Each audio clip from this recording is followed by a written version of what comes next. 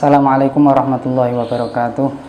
Alhamdulillahilladzi awdaha tariqa lit-talibin wa sahala manhaja sa'adah lil muttaqin wa basyara basairul musaddiqina bisairil ahkami wal hukmi fid din wa manahum asrarul imani wa anwarul ihsani wal yakin wa asyhadu an la ilaha illallah al malikul haqqul mubin wa asyhadu anna muhammadan abduhu wa rasuluh as-shadiqul wa'dil amin al-qail man yuridillahu bi khairan yufaqihu fid din wa ala alihi wa sahbihi wa man tabi'ahum bi ihsanin ila yaumiddin amma ba'du.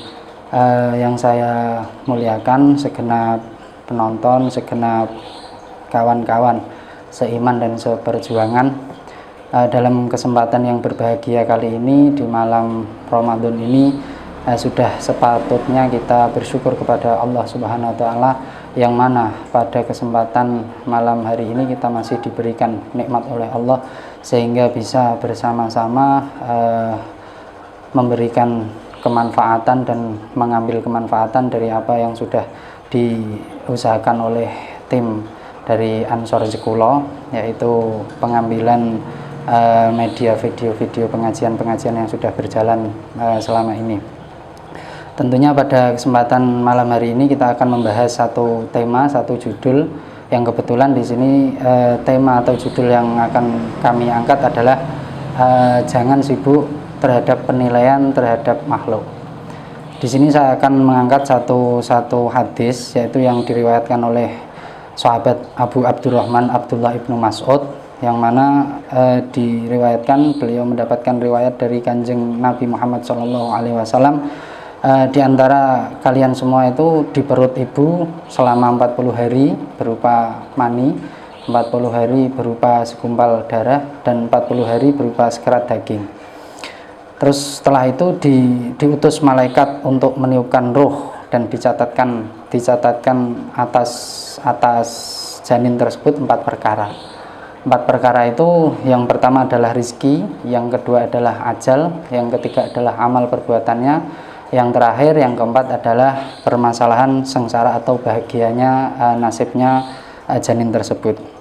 Nabi bersabda, demi Allah tidak ada Tuhan selain Dia, sesungguhnya salah satu di antara kamu beramal amalan ahli surga, sehingga antara dia dan surga itu tinggal jarak 1 jengkal. Tapi karena ketentuan dari Allah sudah ditetapkan bahwa nasibnya adalah ahli neraka, maka dia ditetapkan beramal dengan amalan ahli neraka, dan juga sebaliknya.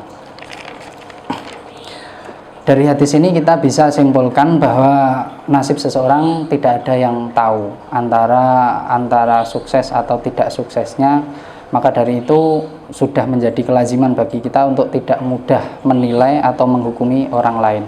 Di sini saya akan ambil satu contoh, semisal dalam kasus pada bulan Ramadan ini, masalah menghukumi atau menilai orang lain dengan penilaian-penilaian yang kita simpulkan sebagai penilaian yang subjektif. Ketika ada seorang perempuan yang pergi berjamaah ke masjid atau ke musola untuk melaksanakan sholat tarawih atau sholat tasbih atau sholat jamaah yang lain, di situ tujuannya sudah baik, melaksanakan perintah Allah, yaitu melaksanakan sholat secara berjamaah. Cuman karena keadaannya dalam perjalanan itu membuka aurat, maka di situ akan menjadi satu permasalahan tersendiri. Maka di situ kembali kepada hadis tadi, kita kembalikan permasalahan hukumnya kepada Allah. Apakah nasibnya itu lebih banyak dinilai baik oleh Allah karena mungkin di situ berjamaahnya, karena fadilahnya 27 rakaat, kekhusuannya, atau nanti yang dinilai oleh Allah itu lebih banyak mandorotnya dari hal membuka aurat tadi. Itu salah satu contoh. Dalam era Nabi dulu juga pernah ada kasus ketika Nabi sedang ngaji di situ dengan santainya ada salah satu sahabat yang pergi bekerja. Para sahabat-sahabat yang lain yang melihat kejadian tersebut mengkritik atau mengkomen atas perilaku sahabat tadi yang pergi bekerja lenggang dengan santainya melewati majelis ngajinya Nabi. Tapi oleh Nabi ditegur oleh Nabi, sahabat-sahabat yang mengomentari tadi, la taqulu hakadha, jangan berkata seperti itu. Karena apa? Karena bisa saja apa yang dikerjakan oleh sahabat tersebut itu adalah yang lebih baik bagi dia, karena dia itu sudah mengaplikasikan apa yang menjadi isi dari pengajiannya Nabi, yaitu mencari ma'isyah, untuk iffah atau tidak mengharapkan pemberian dari orang lain, dan dia juga mencukupi atas kebutuhan nafkahnya keluarganya, anaknya, ibunya, dan lain-lain.